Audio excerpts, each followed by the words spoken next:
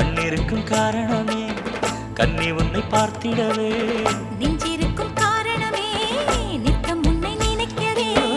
வாழும் வரைக்கும் சொந்தம் இனிக்கும் வாழ்க்கை ஒரு வசந்தமாகும் அடி